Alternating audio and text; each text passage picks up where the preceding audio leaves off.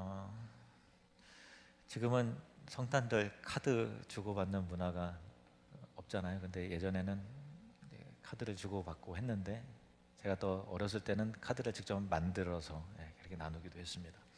그리고 또 교회 그 데코레이션을 또 종이를 오려서 교회 성탄절 데코레이션을 직접 하는 그런 추억도 있는데요. 그때 단골 이미지로 등장하는 사람들이 이제 동방박사 세 사람, 그리고 낙타들, 그리고 밤하늘에 빛나는 큰 별, 이거를 성탄절 카드나 또 교회 데코레이션이나 그렇게 많이 사용을 했죠. 우리에게 친숙한 동방박사들인데, 동방박사들은 성탄절에서 우리에게 참으로 친숙한 사람들이지만, 재미있는 사실은 우리가 이 동방박사들에 대해서 아는 바가 거의 없다라고 하는 참 그 아이러니가 우리에게 있죠. 그래서 오늘 말씀은 동방박사들, 이들의 정체는 과연 누구인가 라고 하는 그런 내용이에요. 박사들이라고 번역된 단어는 그 원어력의 마고스라는 단어인데, 비범한 지식과 능력으로 꿈을 해석을 하고 천문학적인 현상을 분석해서 비밀을 풀어내는 점성가들을 의미하는 단어입니다.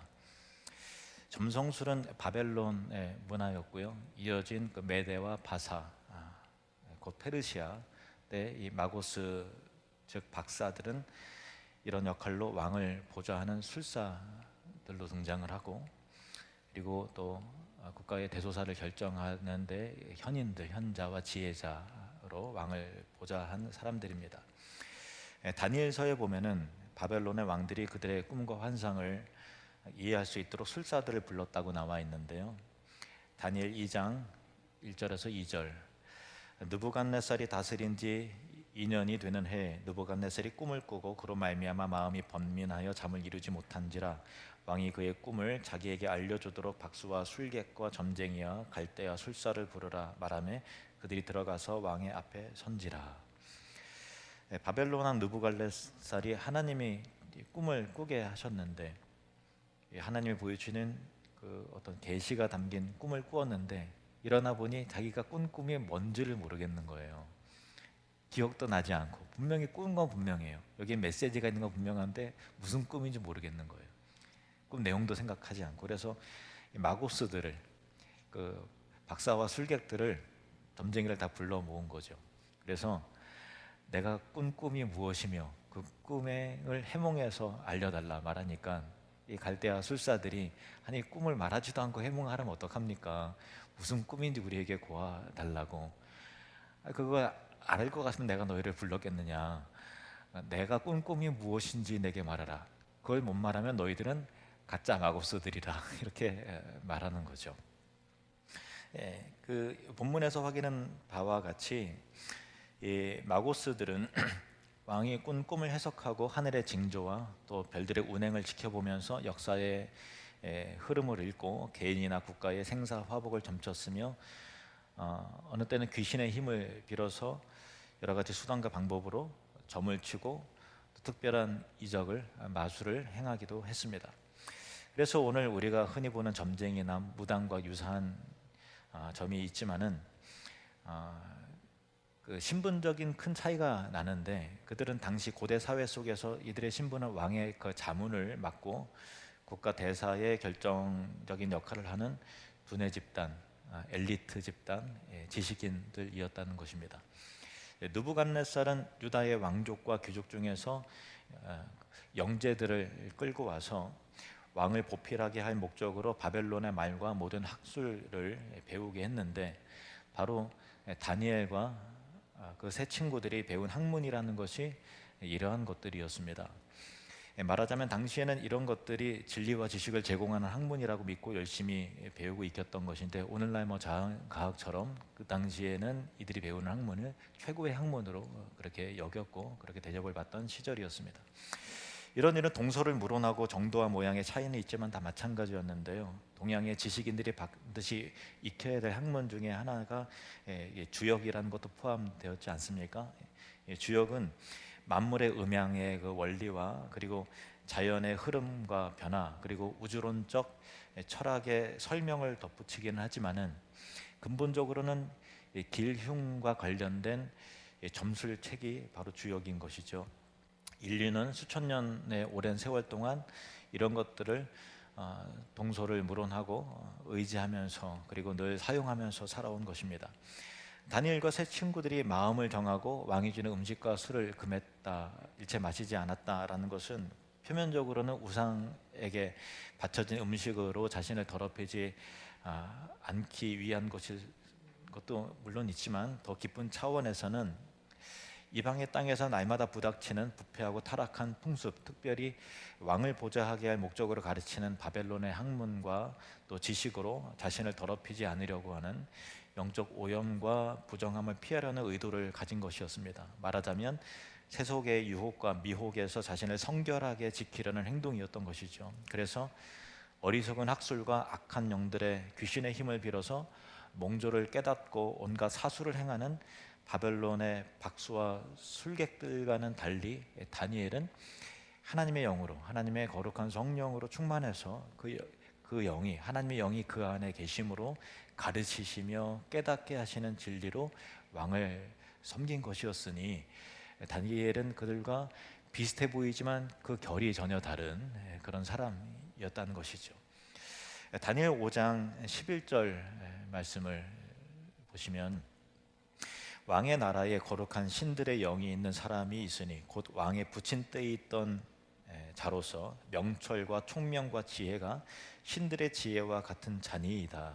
왕에 붙인 느부갓네살 왕이 그를 세워 박수와 술객과 갈대아 술새와 점쟁이의 어른을 삼으셨으니, 그러니까 그 마고스 전체 마고스의 술사들의 그 어른이 되었다라는 거예요. 물론 그 결과 내용은 전혀 다릅니다. 이들은 세상의 어떤 학문과 어떤 주술적인 힘을 빌어다가 그렇게 하는 사람이고, 다니엘은 하나님께서 깨닫게 해주신 거룩한 지혜의 영으로 그 모든 비밀들을 풀어내는 사람이었으니 전혀 다르지만 이 점쟁이의 술사들의 어른으로 삼았다라는 것이죠.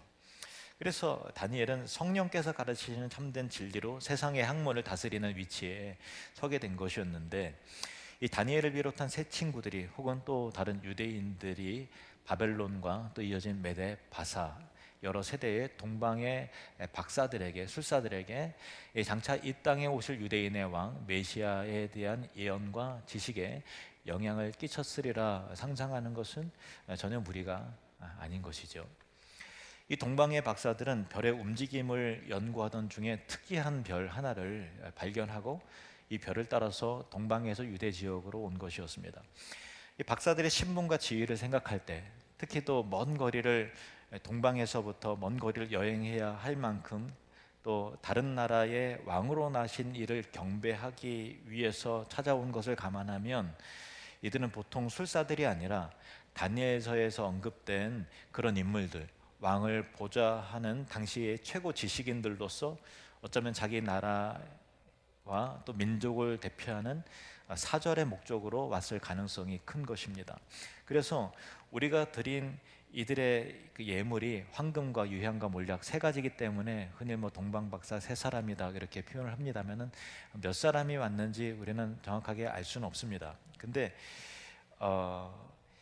아마도 추측해 보면 아마도 굉장히 더 큰 무리였을 가능성이 있어요. 말하자면은 여러 나라와 민족들 중에서 각 나라를 대표해서 상당히 많은 사람들이 왔는지 모릅니다. 그래서 이들이 갑자기 예루살렘에 들어왔을 때 큰 소동이 벌어졌다 되어 있지요.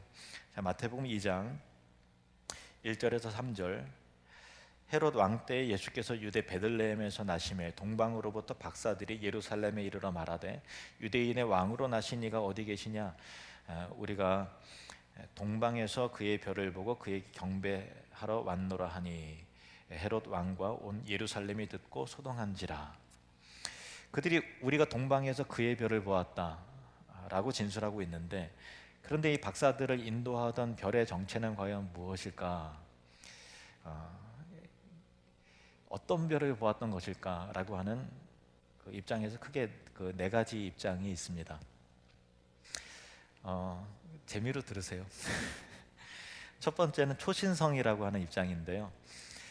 그 별이 폭발하면서 순간적인 엄청난 에너지를 발산을 하는데 그때 에너지를 방출할 때 밝게 빛나는 현상을 이제 초신성이라고 하는데 초신성일 것이다라는 입장이 있어요. 그런데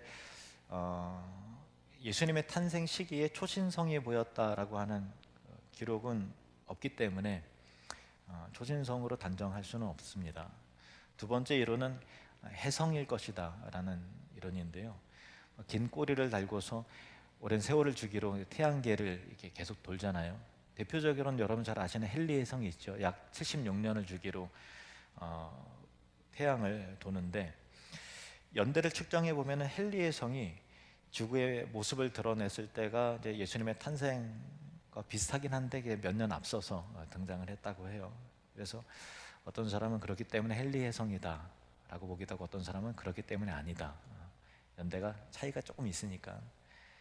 아니면은 뭐 혜성이 헨리 혜성만 있는 게 아니니까 혜성이라면 또 다른 우리가 알지 못하는 그런 혜성일 수도 있죠.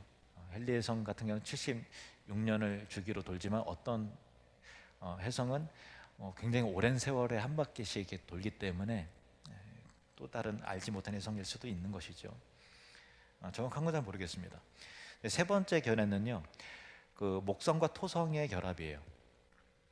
태양을 도는 목성과 토성의 궤도가 서로 이렇게 근접해서 이게 맞닿을 때, 지구에서 볼 때 맞닿는 그 경계에 이를 때는 이를 관찰하면은 마치 별이 춤을 추는 것 같이 보인다 그래요. 그래서 이 현상이 춤을 추는 것 같은 현상이 일어나는데 이것은 예수님이 태어나셨던 연대하고 이제 일치하는 과학적으로 연대적으로 일치를 해요. 그래서 그리고 또 고대 사람들에게 목성은 어떤 의미를 갖고 있냐면 주피터, 왕의 별이라고 하고 토성은 안식일의 별이라고 했는데 왕의 별과 안식일의 별이 일치돼서 춤을 췄기 때문에 고대 사람들에게는 그 특별한 왕의 출현으로 보여지는 것이다라고 하는 비교적 설득력 있는 가설이죠. 그래서 많은 사람들이 수용하는 가설은 목성과 토성의 결합, 또 연대도 같고 그렇습니다. 네 번째 이론은요, 이 별이 자연현상, 어떤 그 천체 현상이 아니라 영적인 초자연적 존재의 그 현상이라는 입장도 있어요. 이것도 굉장히 좀 설득력이 있어요. 그 이유는 뭐냐면은 본문 구절을 보시면은 박사들이 왕의 말을 듣고 갈새 동방에서 보던 그 별이 문득 앞서 인도하여 가다가 악이 있는 곳 위에 머물러 서 있는지라 이렇게 되어 있는데 별이 앞서서 인도하여 가다가 악이 있는 곳 위에 머물러 서 있다라고 하는 것이 이 천체의 현상으로 보여지지 않는다라는 거죠. 저도 이제 어릴 때 성경을 읽으면서 이게 이해가 잘 안 갔어요. 별이라고 하면은 어떻게 밝게 빛나는 건 알겠는데 어떤 메시지를 담고 있지만 아기 위에 그들을 인도하여 가다가 멈춰서 딱 서 있는 현상이라는 것이 얼른 이성적으로 와닿지 않더라고요. 천문학적인 지식으로서는 이제 이 별이 인격체처럼 움직여 보이는 거니까 동방 박사들이 인도했던 별의 존재를 설명하기 어려운 것이죠. 그래서 어떤 입장에 있는가 하면은 이 별이 천사와 같은 초자연적인 존재가 하늘의 별과 같이 반짝이는 그 빛의 존재로 나타나서 박사들을 인도했으리라 보는 가설이에요. 이것도 설득력이 있어요. 그리고 또 게다가 성경에서 문학적으로 상징적으로 영적인 천사의 존재를 별로 묘사하기도 합니다. 요한계시록 12장 4절에 보시면은 그 꼬리가 하늘의 별 3분의 1을 끌어다가 땅에 던지더라 라고 할 때 이 하늘의 별이란 거는 그 천사, 여기 문맥적으로는 타락한 천사들, 마귀를, 사탄, 귀신들을 의미하는 것이죠. 이사야 14장 12절에 보면은 너 아침의 아들 계명성이여 어찌 그리 하늘에서 떨어졌으며 너 열국을 엎은 자여 어찌 그리 땅에 찍혔는고. 여기도 영적 존재에 대해서 말하고 있는 것인데, 그래서 아마 동방의 박사들을 인도한 별은 아까 이제 네 가지 이론 중에서 그 네 번째 이론이 초자연적 현상일 가능성이 제일 높고, 만약에 우주적 천체의 자연 현상이었다고 보면은 예수님이 태어났을 때 실제 일어난 목성과 토성의 결합을 박사들이 관찰하였던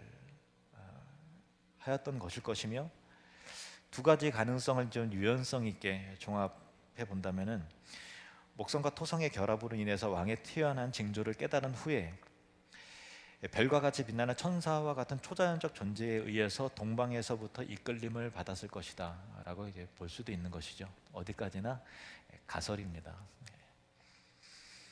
그런데 메시아가 태어날 때 그의 야곱 곧 이스라엘의 혈통 가운데서 별이 되어 태어나실 것이라는 예언의 말씀이 수천 년 전에 민수기 24장에 이미 기록이 되어 있어요. 민수기 24장 15절에서 17절 말씀. 예언하여 이르기를 부올해야 될 발람이 말하며 눈을 감았던 자가 말하며 하나님의 말씀을 듣는 자가 말하며 지극히 높으신 자의 지식을 아는 자 전능자의 환상을 보는 자 엎드려서 눈을 뜬 자가 말하기를 내가 그를 보아도 이때의 일이 아니며 내가 그를 바라보아도 가까운 일이 아니로다. 한 별이 야곱에게서 나오며 한 규가 이스라엘에게서 일어나서 모압을 이쪽에서 저쪽까지 쳐서 무찌르고 또 셋의 자식들을 다 멸하리로다. 여기 보면 한 규, 한 별이 나오는데 이건 1차적으로는 다윗 왕을 말합니다. 근데 궁극적으로는 장차 이 땅에 오실 그 그리스도 메시아를 언급하는 구절인데요. 그가 사탄의 권세를 무찌르고 하나님의 나라를 이룰 것이다 라고 예언한 부분이죠. 이 말씀의 배경은 모압 왕 발락이 그 이스라엘을 저주하기 위해서 사주한 유명한 술사인 마고스인 그 발람을 끌어들여서 예언한 내용이에요.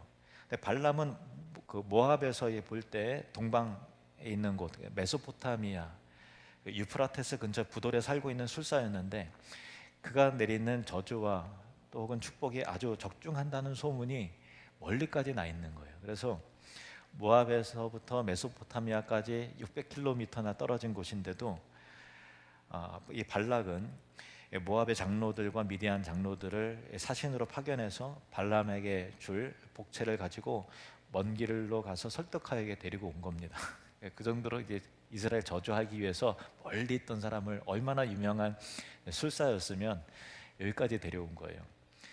그리고 발람이 그가 이제 이스라엘에 대해서 돈을 받았으니까 저주하려고 하는데 입을 여니까 이제 저주가 축복으로 바뀌는 거예요. 하나님께서 축복으로 바꾸시는 거죠.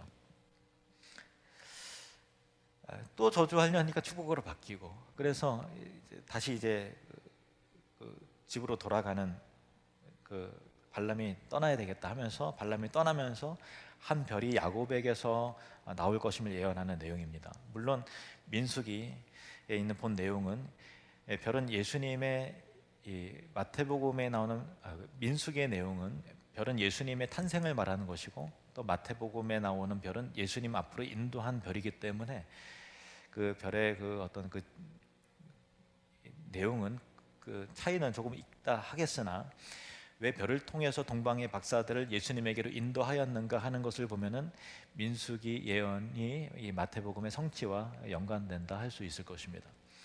자, 9절 10절 본문 9절 10절을 보시면은 박사들이 왕의 말을 듣고 갈새 동방에서 보던 그 별이 문득 앞서 인도하여 가다가 아기 있는 곳 위에 머물러 서 있는지라 그들이 별을 보고 매우 크게 기뻐하고 기뻐하더라.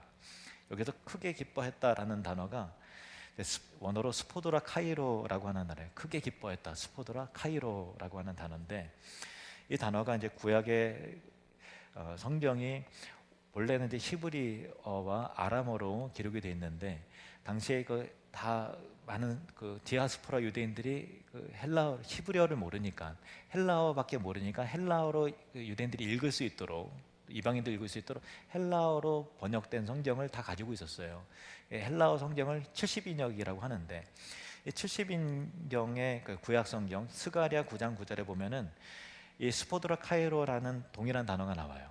스가랴 9장 9절 시온에 따라 크게 기뻐할지어다. 이게 스포드라 카이로 크게 기뻐할지어다. 예루살렘에 따라 즐거이 부를지어다. 보라 내 왕이 내게 임하시나니 그는 공의로우시며 구원을 베푸시며 겸손하여서 나귀를 타시나니 나귀의 작은 것 곧 나귀 새끼니라.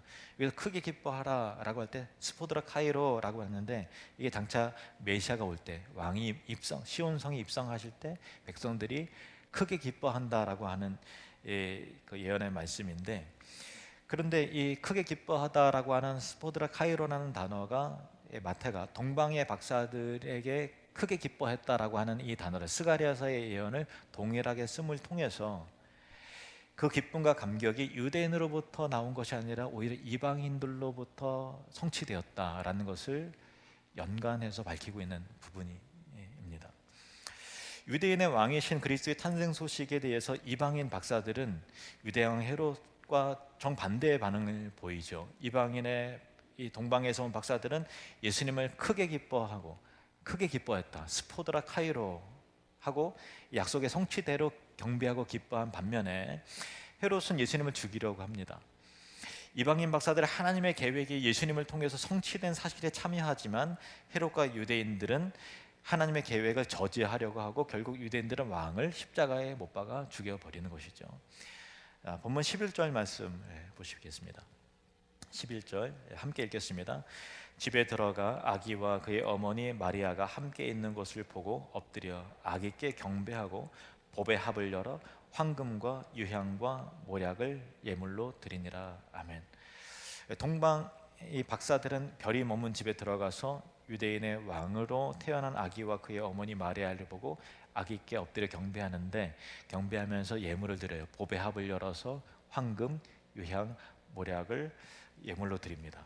이 모습은, 동방의 박사들이 경배하고 예물을 드리는 이 모습은 그 솔로몬의 시대에 스바의 여왕이 찾아오죠. 다윗의 아들인 솔로몬에게 이 값비싼 보물들을 가지고 와서 예물로 드리는 장면을 떠올리게 하는데, 열왕기상 10장 1절 2절 그리고 9절 10절을 보면은 스바의 여왕이 여호와의 이름으로 말미암은 솔로몬의 명성을 듣고 와서 예루살렘에 이르니 수행하는 자가 심히 많고 향품과 심히 많은 금과 보석을 낙타에 실었더라. 9절 10절 당신의 하나님 여호와를 송축할지로다. 여호와께서 당신을 기뻐하사 이스라엘 왕위에 올리셨고 여호와께서 영원히 이스라엘을 사랑하심으로 당신을 세워 왕으로 삼아 정의와 공의를 행하게 하셨도다 하고, 이에 그가 금 120달란트와 심히 많은 향품과 보석을 왕에게 드렸으니 스바의 여왕이 솔로몬 왕에게 드린 것처럼 많은 향품이 다시 오지 아니하였더라. 솔로몬의 지혜와 명성이 막 이방 세계까지 막 퍼지자 얼마나 대단한 인물이기 때문에, 얼마나 그의 지혜가 남다르면 이렇게 소문이 퍼질까. 그래서 진리와 지혜를 사모하는 그 스바의 여왕이 많은 향품과 황금과 보물들을 끌고서 와서 솔로몬을 찾아와서 그의 지혜를 직접 듣고 그가 건축한 또 왕궁과 성전을 보고서 휘황찬란을 보고서 정신이 혼미할 정도로 그거를 넋이 나간 거예요. 그리고 모든 많은 예물을 솔로몬에게 드렸는데, 솔로몬 입장에서는 느닷없이 갑자기 엄청난 그 황금과 향품과 그런 것들을 다 받은 거잖아요. 그때 그 느낀 감정이, 야, 땡 잡았다. 야, 갑자기 부자가 됐네. 야, 난 진짜 난 정말 훌륭한가 봐. 이렇게 생각한 게 아니라, 이게 장차 올 그 메시아에 대한 이 예언적 사건이구나라는 걸로 깨달은 거예요, 솔로몬이. 그래서 그 일을 겪고 나서 솔로몬이 시편 72편을 기록을 합니다. 시편 72편을 기록을 하는데, 자기가 경험한 사건을 궁극적으로 오실 메시아의 영광, 이방인들이 보물을 들고 찾아온다라고 하는 것으로 연결시켜서 예언하는 것을 봅니다. 시편 72편 8절에서 11절 그리고 15절 17절 보시면은, 그가 바다에서부터 바다까지와 강에서부터 땅끝까지 다스리리니 광야에 사는 자는 그 앞에 굽히며 그의 원수들은 티끌을 핥을 것이며 다시스와 섬의 왕들이 조공을 바치며 스바와 시바 왕들이 예물을 드리리로다. 모든 왕이 그의 앞에 부복하며 모든 민족이 다 그를 섬기리로다. 그들이 생존하여 스바의 금을 그에게 드리며 사람들이 그를 위하여 항상 기도하고 종일 찬송하리로다. 그 이름이 영구하며 그 이름이 해와 같이 장구하리로다. 사람들이 그로 말미암아 복을 받으리니 모든 민족이 다 그를 복되다 하리로다. 여기에서 보면은 솔로몬이 스바의 여왕을 가지고 온 예물을 가지고 자기에게 찾아오고 자기가 예물을 받았잖아요. 이걸 통해서 금방 말씀드린 바와 같이 이 모든 것이 결국 그리스도에게 성취되어서 왕으로 오실 그에게 이방의 여러 민족과 왕들과 사신들이 예물을 들고 경배하며 모든 민족이 그를 섬기며 예배하고 기도하고 그로 말미암아 복을 얻게 될 것임을 바라보는 거예요. 이 스바 여왕의 예물 사건은 장차 그리스도를 통해서 성취될 것이다라는 걸로 솔로몬은 궁극적으로 그렇게 하나님의 감동에 의해서 보는 것이죠. 그래서 유대인의 왕으로 오시는 이가 실상 유대인들뿐만 아니라 모든 민족의 모든 열방과 이방의 왕으로 오신다는 거예요. 그 증거가 귀한 예물을 들고 찾아온다라는 것이죠. 그리고 이사야 선지자를 통해서 세상의 모든 이방 민족들이 그리스도의 영광과 빛 가운데로 나오게 될 것을 하나님이 선포하시는데, 이사야 60장 1절에서 6절 그리고 9절, 일어나라 빛을 발하라 이는 내 빛이 이르렀고 여호와의 영광이 내 위에 임하였음이니라. 여기서 너는 그리스도를 말하는 것입니다. 내 위에 임하였음이니라. 보라, 어두움이 땅을 덮을 것이며 캄캄함이 만민을 가리려니와 오직 여호와께서 내 위에 임하실 것이며 그의 영광이 내 위에 나타나리니 나라들은 내 빛으로 왕들은 비치는 내 광명으로 나오리라. 내 눈을 들어 사방을 보라, 무리가 다 모여 내게로 오느니라. 내 아들들은 먼 곳에서 오겠고 내 딸들은 안기어 올 것이라. 그때 내가 보고 기쁜 빛을 내며 내 마음이 놀라고 또 화창하리니 이는 바다의 부가 내게로 돌아오며 이방 나라들의 재물이 내게로 옴이라. 허다한 낙타 미디안과 에바의 어린 낙타가 내 가운데에 가득할 것이며 스바 사람들은 다 금과 유향을 가지고 와서 여호와의 찬송을 전파할 것이며 그 섬들이 나를 낭망하고 다시스의 배들이 먼저 이르되 먼 곳에서 내 자손과 그들의 은금을 아울러 싣고 와서 내 하나님 여호와의 이름에 드리려 하며 이스라엘의 거룩한 이에게 드리려 하는 자들이라. 이는 내가 너를 영화롭게 하였음이라. 아멘. 여기 보면은 스바의 여왕으로 대표되는 이방의 나라들, 왕들이, 그 사신들이 그리스도의 빛으로 밝게 빛나는 광명을 찾아서 온다고 돼 있잖아요. 금과 유향과 많은 보물들을 싣고 찾아와서 경배하게 될 것임을 예고하고 있는 것입니다.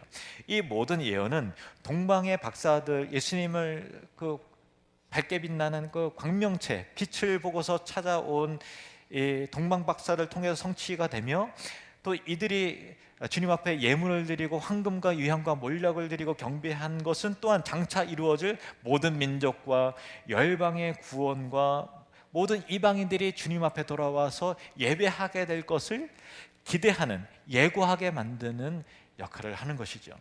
성경은 분명히 점을 치는 자들과 길흉을 말하는 자들과 박수나 술사들을, 이 마고스들을 용납하지 말라고 말씀하세요. 율법에 그렇게 돼 있어요. 이것은 하나님께서 가증히 여기시는 것이라 말씀하셨습니다. 그럼에도 불구하고 동방에 있는 이 박사들이 별을 보고서 점을 치고 예언하고 길흉을 말하는 술사들이 별의 인도함을 받아서 예물을 드리러 왔다는 것은 무엇을 말하는 것일까요? 궁금하시죠? 무엇을 의미하길래 이 마고스들이 찾아왔는가라고 하는 것이죠. 별을 보고서 찾아왔는가.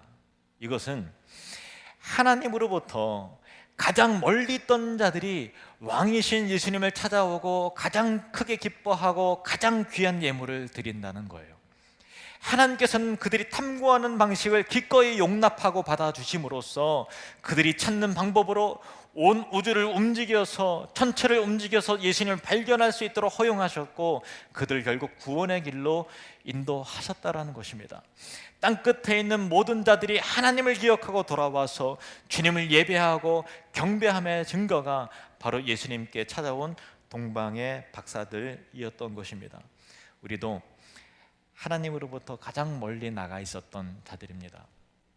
지리적으로도 그렇고요, 우리의 습관과 사고방식과 우리의 문화의 틀, 그런 것들을 결정하는 것도 하나님으로부터 멀어져 있었던 자들이죠. 우상을 섬기는 자들이었고 그렇습니다. 그럼에도 우리를 용납하심으로 주님을 찾을 수 있도록 허락하신 은혜가 성탄절에 임한 은혜인 것입니다. 동방 박사들은 아기 왕 앞에 정성스러운 예물을 드렸습니다. 우리도 오늘 드리는 성탄절의 이 헌물은 정성스러운 헌물이죠. 이방인인 우리가 같은 이방인들이 주님을 찾고 만나서 우리처럼 예수님을 예배할 수 있도록 하기 위한 특별한 선교적 헌물인 것입니다.